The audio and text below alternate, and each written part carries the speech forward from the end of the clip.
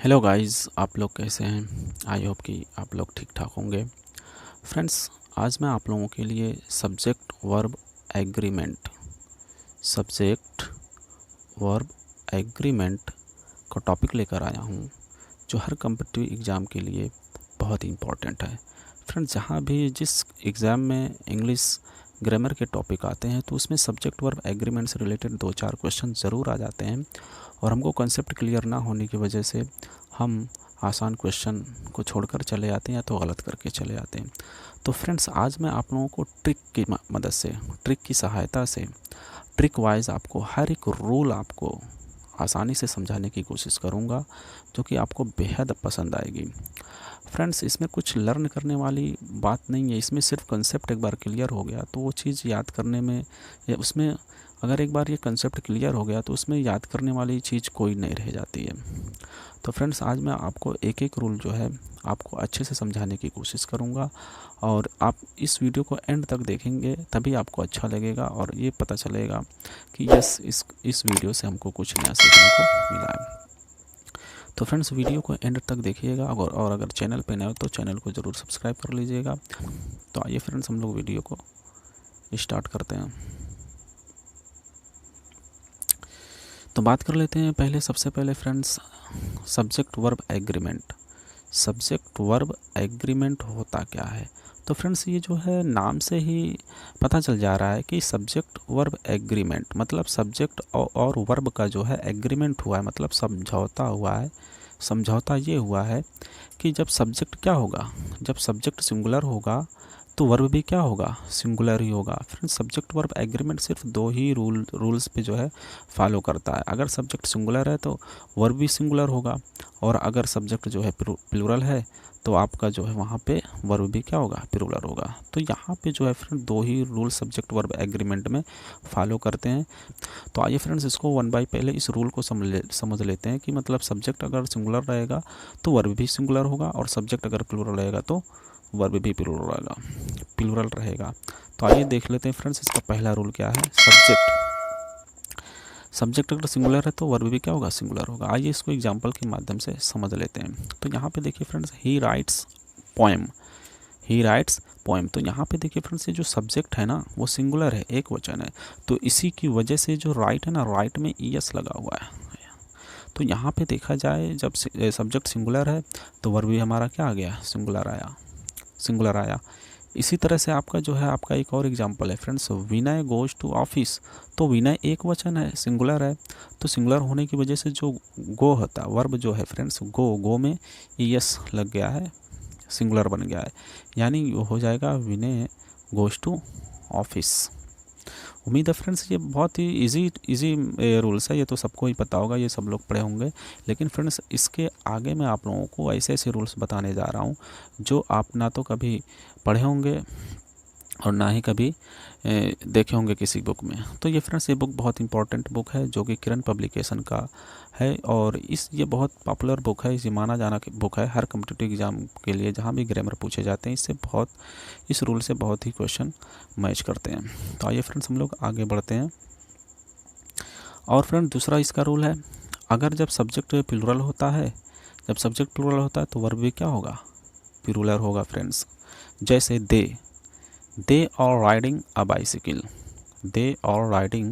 Bicycle. तो friends, यहाँ पे दे देखिए जो है ये प्लूरल है, और प्लूरल होने की वजह से जो है फ्रेंड्स यहाँ पे आर लगा हुआ है। ये कौन सा टेंस है, प्रेजेंट कंटिन्यूअस टेंस है, और दे के साथ हेल्पिंग वर्ब क्या आता है, आर आता है प्रेजेंट कंटिन्यूअस टेंस में। और इसका एक एग्जांपल और देख लेते हैं friends, we are planning to visit Canada. हम कनाडा जाने की योजना बना रहे हैं। तो यहाँ पे देखा जाए फ्रेंड्स, अगर सब्जेक्ट प्लूरल है तो वर्ब भी क्या आ रहा है, प्लूरल आ रहा है, और अगर सब्जेक्ट सिंगुलर है तो वर्ब भी क्या आ रहा है, प्लूरल आ रहा है होंगे। अब जो इम्पोर्टेंट रूल है फ्रेंड्स, हम उसकी तरफ आगे बढ़ते हैं। तो दे प्ले, यहाँ पे दिया फ्रेंड्स, दे प्ले मतलब इसमें दे जो है प्लूरल सब्जेक्ट हो गया, और प्ले क्या है, फाइनाइट वर्ब है। तो फाइनाइट वर्ब को मैं पहले बता दूं फ्रेंड्स, फाइनाइट वर्ब किसे कहते हैं? फाइनाइट वर्ब उसे कहते हैं फ्रेंड्स जो सब्जेक्ट के नंबर के अनुसार अपना नंबर चेंज कर लेता है और हमें टेंस की जानकारी भी देता है। तो फ्रेंड्स यहाँ पे देखा जाए, यहाँ पे ये दे प्ले है, ये जो है दे प्ले है, लेकिन जैसे हम इसके नंबर को चेंज करते हैं तो यहाँ पे देखिए फ्रेंड्स गया आपका जो है, जैसे हम इसका नंबर चेंज किए, जैसे शी हो गया तो प्ले का भी रूप चेंज हो गया। यहाँ पे क्या हो गया? She plays, she plays. वहाँ पे दे प्ले था, दे मतलब प्लूरल होने की वजह से वहाँ पे प्ले लगा, और यहाँ पे जैसे हम सब्जेक्ट को चेंज कर दिए, शी लगा दिए, तो वहाँ पे क्या आ गया? आपका प्लेज आ गया। फाइनाइट वर्ब जो है सब्जेक्ट के नंबर के अनुसार अपना नंबर भी चेंज कर लेता है और हमें टेंस की जानकारी भी देता है। तो उम्मीद है फ्रेंड्स ये आपको इतना जो सिंपल सा रूल था वो आपको आसानी से समझ में आ गया होगा। अब यहाँ से हम लोग जो है इम्पॉर्टेंट रूल की तरफ आगे बढ़ते हैं। फ्रेंड्स वीडियो अगर पसंद आ रही हो, समझ में आ रहा है, तो इसको ज़्यादा से ज़्यादा शेयर करिए और चैनल पर नए सब्सक्राइब भी कर लीजिए।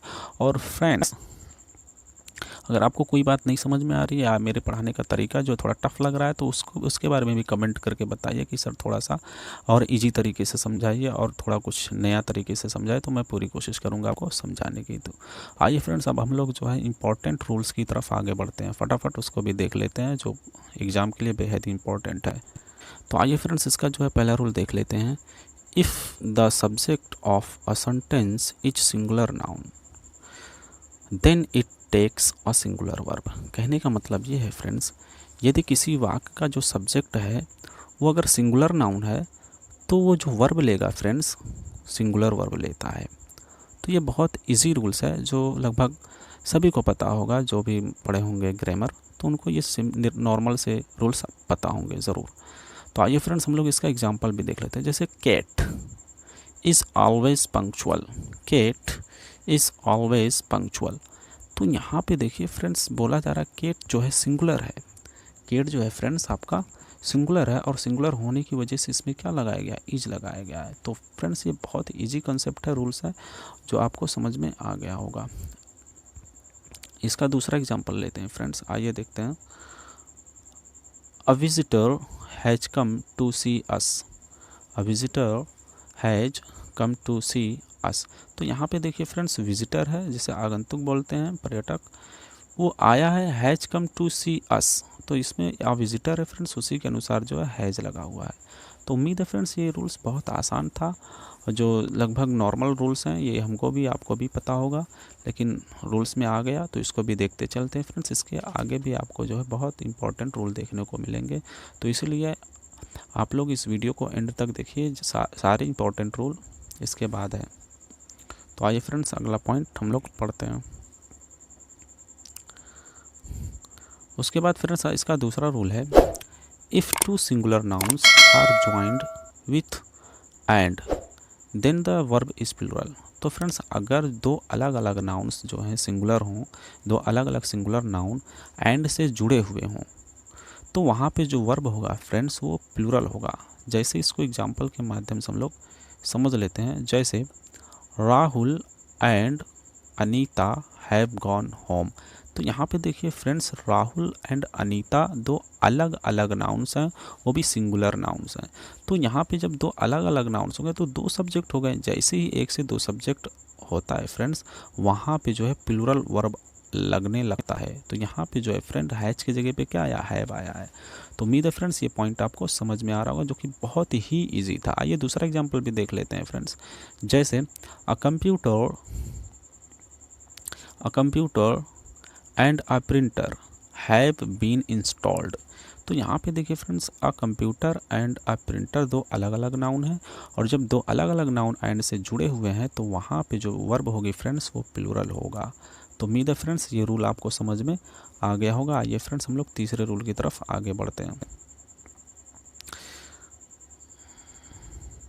तो यहाँ पे फ्रेंड्स आपको तीसरा रूल दिखाई दे रहा होगा, इसमें लिखा है if two singular nouns are joined with and but before them there is each every etc then it takes a singular verb. कहने का मतलब ये है फ्रेंड्स, कोई भी अगर सिंगुलर नाउन्स है और वो एंड से जुड़ा हुआ है, ठीक है फ्रेंड्स, कोई भी नाउन है एंड से जुड़ा हुआ है, लेकिन उन नाउन के पहले मतलब जितने जो दोनों नाउन के पहले जो है कौन से वर्ड हो, ईच हो या एवरी हो, तो फ्रेंड्स ईच और एवरी से हमको ये कंसेप्ट क्लियर हो जाना चाहिए। ईच जो होता है ना, एवरी जो होता है ना, वो ग्रुप को अलग अलग, ग्रुप के जितने भी व्यक्ति होते हैं वो सबको अलग अलग डिवाइड कर देते हैं। मतलब एक एक व्यक्ति के लिए वो जो है सेंटेंस आता है, वो काम आता है करने के लिए, ठीक है।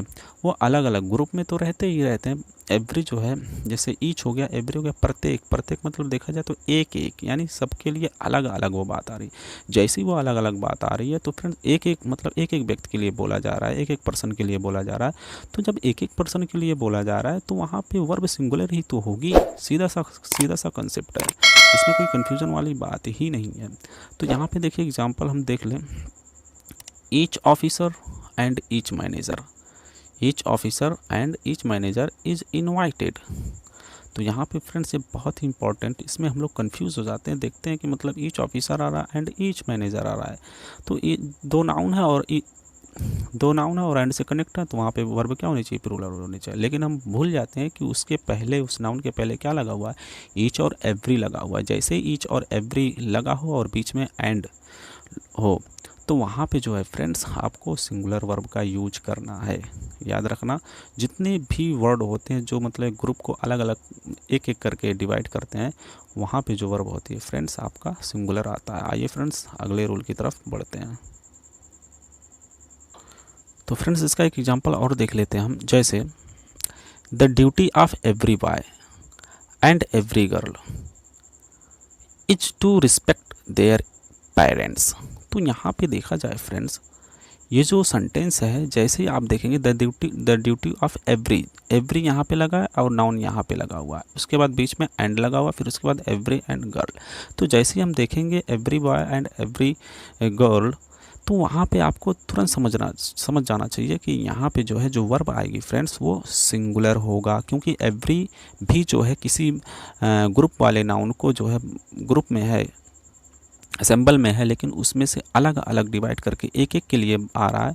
तो वहाँ पे जो है फ्रेंड जो है वर्ब जो होगा फ्रेंड्स वो सिंगुलर होगा। उम्मीद है फ्रेंड्स ये रूल आपको समझ में आ गया होगा। आइए फ्रेंड्स हम लोग अगले रूल की तरफ आगे बढ़ते हैं। इसका चौथा रूल है friends, if two singular nouns are joined with and to express something about a person, thing or expression, then singular verb is used। तो फ्रेंड्स बहुत से ऐसे वर्ड होते हैं जो एंड से जुड़े होते हैं, बहुत से ऐसे फ्रेजेस होते हैं जो एंड से जुड़े होते हैं, लेकिन वहाँ पे जो है सिंगुलर वर्ब का यूज किया जाता है। वहाँ पे ना तो एवरी दिखेगा और ना ही ईच दिखेगा, लेकिन दो अलग अलग नाउन ही दिखेंगे, लेकिन फिर भी वो सिंगुलर में यूज़ होता है। और जब सिंगुलर में यूज़ होता है तो वहाँ पे हमको सिंगुलर वर्ब भी लगाना पड़ेगा। तो आइए कुछ ऐसे वर्ड हैं जो मैं आपको बताने जा रहा हूँ। जैसे आपका फ्रेंड्स ब्रेड एंड बटर हो गया। तो फ्रेंड्स जो ब्रेड एंड बटर होता है उसको हम एक साथ मिक्स करके खाते हैं, है ना। जब एक साथ उसको मिक्स कर दिया गया तो वो एक हो गया। जब ब्रेड एंड बटर जो है हमेशा एक साथ आते हैं फ्रेंड्स, जब नाश्ते के रूप में लेते हैं तो उसमें उसको एक बना देते हैं। तो इसी की वजह से जो है फ्रेंड वहाँ पे जो वर्ब आती है वो इज आती है। जैसे bread and butter is my favourite. तो यहाँ पे ब्रेड एंड बटर का मतलब एक ही है, वो नाश्ते के रूप में जो है उसको यूज़ कर रहा है। इसी तरह से फ्रेंड्स आपका जो है यहाँ पे कुछ और वर्ड हैं जो यूज किया जाता है।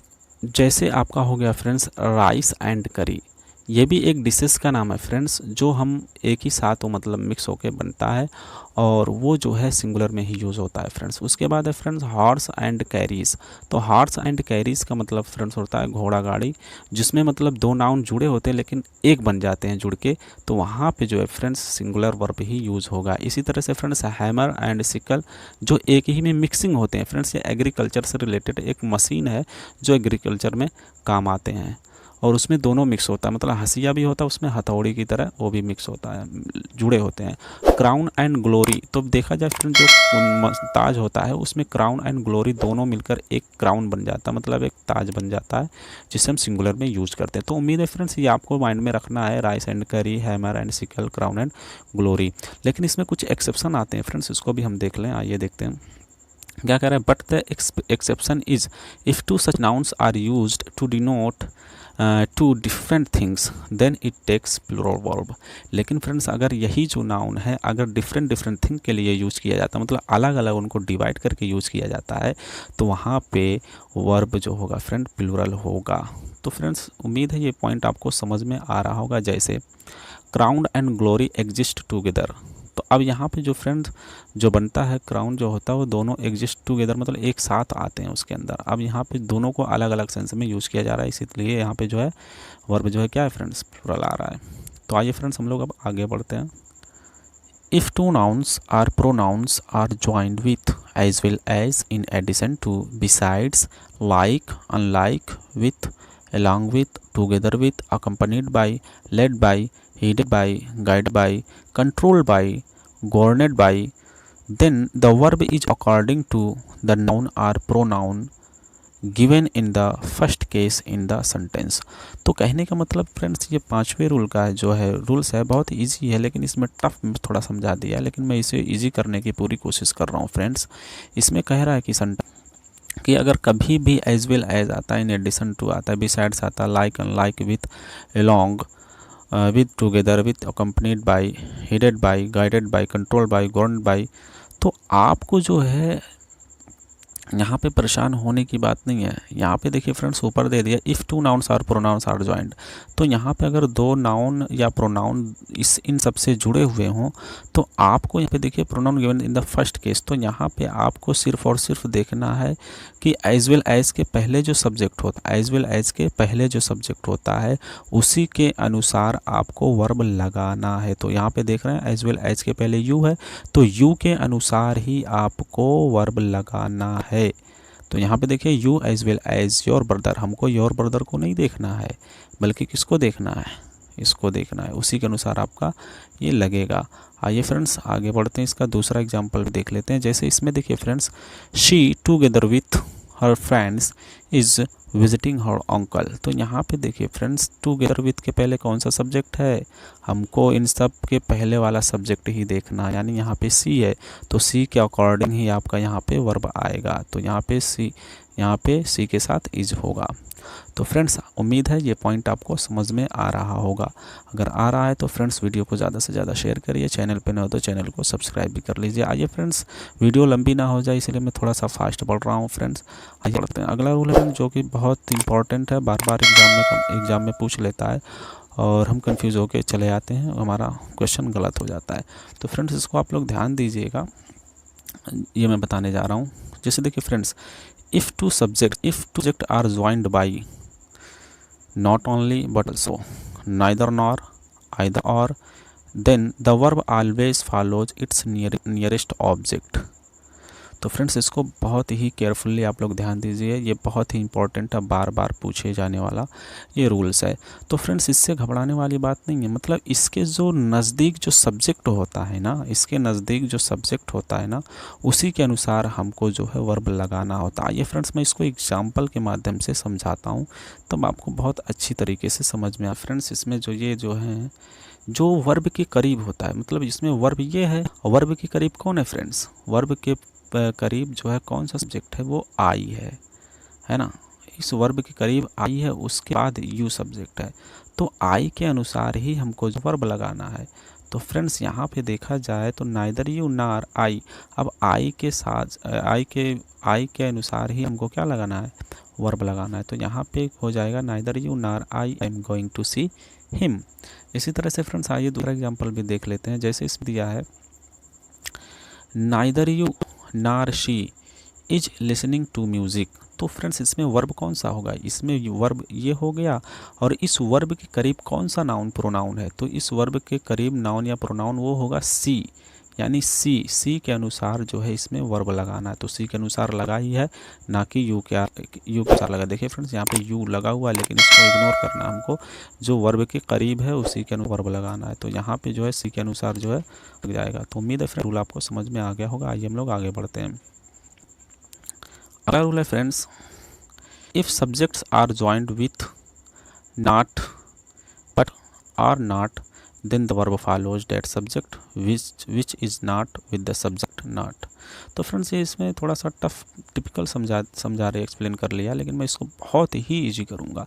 फ्रेंड्स इसका ट्रिक जो है ना, जिस भी सब्जेक्ट के पहले नाट लग जाए, जिस भी सब्जेक्ट के पहले नाट लग जाए, समझ लेना कि उस सब्जेक्ट का नाता रिश्ता उस सेंटेंस से है ही नहीं। मतलब उस सब्जेक्ट से रिश्ता नाता उस वर्ब से है ही नहीं, मतलब उस सब्जेक्ट का जो वर्ब से कोई मतलब नहीं होगा।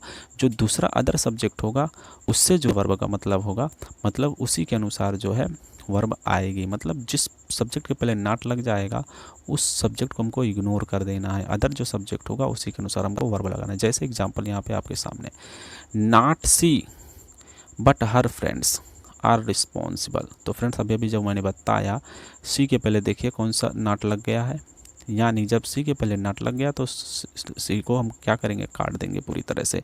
अब जो सब्जेक्ट कौन सा बच रहा है, हर फ्रेंड्स। अब इसी के अनुसार जो है हमको वर्ब लगाना है। तो देखिए फ्रेंड्स उसी के अनुसार लगा भी हुआ है। तो देखिए यहाँ पे not she but her friends are responsible. तो फ्रेंड्स के अनुसार ही इसमें क्या लगा है, आर लगा। उम्मीद है फ्रेंड्स ये रूल्स आपको बहुत अच्छे से समझ में आया होगा। तो सिर्फ जिस सब्जेक्ट के पहले नाट आ जाएगा उस सब्जेक्ट से हमको कोई मतलब नहीं रहेगा, और सिर्फ जिसके साथ नाट नहीं होगा उसी सब्जेक्ट से वर्ब का मतलब होगा, मतलब उसी के अनुसार जो है वर्ब आएगा। आइए फ्रेंड्स हम लोग आगे बढ़ते हैं। जैसे फ्रेंड्स एक एग्जांपल हम लोग और देख लेते हैं। जैसे she not her friends is responsible, she not her friends is responsible. अब देखिए फ्रेंड्स यहाँ पे जिस सब्जेक्ट के पहले नाट आ गया उसको हम क्रॉस कर देंगे, मतलब उससे कोई मतलब ही नहीं है। इस सब्जेक्ट पहले आपका क्या आ गया, नाट आ गया। तो अब हमको सी के अनुसार जो है क्या लगाना है, वर्ब लगाना है। तो यहाँ पे हो जाएगा she not her friends is responsible. उम्मीद है फ्रेंड्स ये पॉइंट्स आपको समझ में आ रहे होंगे। अगर समझ में आ रहा है तो वीडियो को ज़्यादा से ज़्यादा शेयर करिए, लाइक करिए, चैनल पर नए हो तो सब्सक्राइब भी कर लीजिए फ्रेंड्स। आइए हम लोग फ्रेंड्स आगे बढ़ते हैं। तो अगला रूल्स है friends, if the subject of a sentence, sorry friend थोड़ा सा दिक्कत हो रहा है। If the subject of a sentence is each, either, neither, then it takes a singular verb. तो समझ जाना फ्रेंड्स, कभी भी किसी वाक्य का अगर सब्जेक्ट क्या, तो फ्रेंड्स जब भी जो है किसी भी सब्जेक्ट का अगर आइदर, नाइदर और ईच, कभी भी किसी भी सेंटेंस का अगर सब्जेक्ट बनते हैं तो वर्ब जो होगी फ्रेंड्स हमेशा सिंगुलर होगा। तो फ्रेंड्स बस ये बहुत इजी है, कभी भी ईच, आइदर, नाइदर किसी भी सेंटेंस के सब्जेक्ट के रूप में बनते हैं तो वहाँ पे जो वर्ब होगी फ्रेंड्स वो सिंगुलर में होगा। जैसे I invite two guests but neither has come. तो फ्रेंड यहाँ पे देखिए हमको कंफ्यूज यहाँ पे कर देंगे, टू गेट्स हम देख लेते हैं और यहाँ पे गलत करके चले आते हैं। तो हमको वहाँ पे ध्यान नहीं देना, हमको ध्यान देना है नाइदर पे। नाइदर का मतलब ये होता है उसमें से कोई भी नहीं, तो वहाँ पे ये सिंगुलर बन जाता है फ्रेंड्स। तो उम्मीद है फ्रेंड्स ये आपको पॉइंट समझ में आ रहा है। एक एग्जांपल और देख लेते हैं। जैसे ही respond both the goals but either has respond. तो यहाँ पे देखिए फ्रेंड्स जो ये गर्ल्स है, हम यहाँ पे कंफ्यूज होके जो है इसको हम जो है प्रोल लगा देते हैं, लेकिन हमको इसको ध्यान देना, उसी के अनुसार आपका जो है वर्ब आएगा, यानी ये आपका जो है आइदर और नाइदर का सेंस कंप्लीट हो चुका होगा फ्रेंड्स। आइए फिर हम लोग अगले रूल की तरफ आगे बढ़ते हैं। तो फ्रेंड्स इसका अगला रूल है, after each of, either of, neither of, every one of, one of, the noun pronoun is always plural। तो फ्रेंड्स नवा रूल्स आपका है,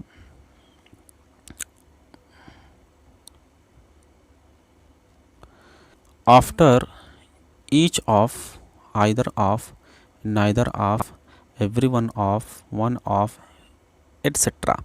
The noun or pronoun is always plural, but the verb remains singular।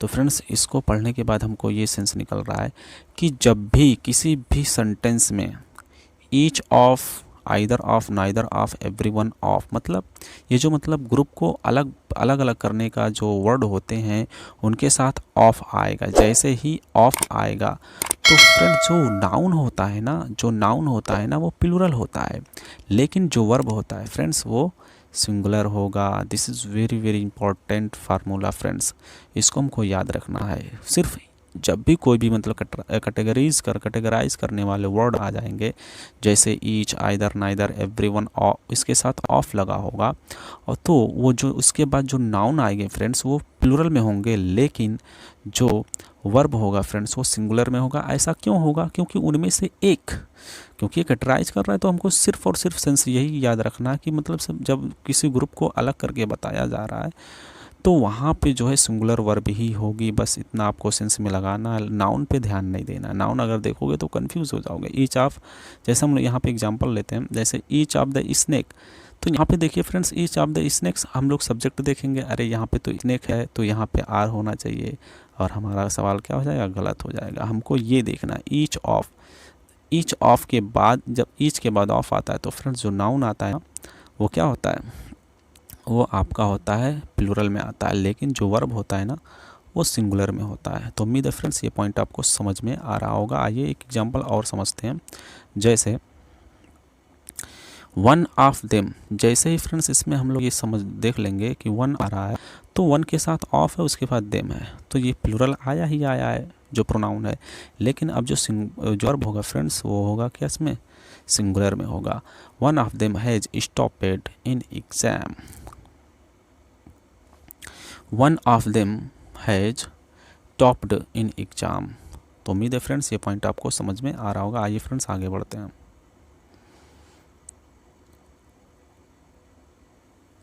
तो friends ये आज का हमारा last rule, क्योंकि वीडियो बहुत लंबी हो गई है फ्रेंड्स, इसीलिए मैं इसको अब यहाँ पे 10 रूल्स सिर्फ मैं पढ़ा पाऊँगा आज, और इसके बाद पार्ट 1, ये पार्ट 1 है, पार्ट 2 भी मैं अपलोड करने की पूरी कोशिश करूँगा। तो आइए फ्रेंड्स इस 10वें रूल को भी समझ लेते हैं, जो कि बहुत ही इम्पॉर्टेंट है। तो आइए फ्रेंड्स इसको देख लेते हैं। If the subject of sentence is everybody, somebody, nobody, anybody, someone, no one, everyone, anyone, everything, something, nothing, anything, etc.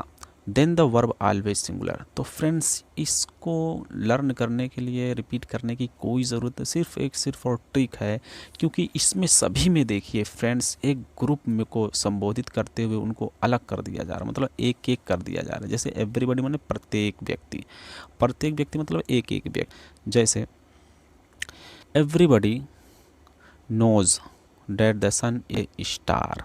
तो फ्रेंड एवरीबडी तो आया यानी प्रत्येक व्यक्ति। Someone among his friends likes partying. जैसे ही समवन लिख लिए फ्रेंड्स आपको लगाना है सिंगुलर वर्ब।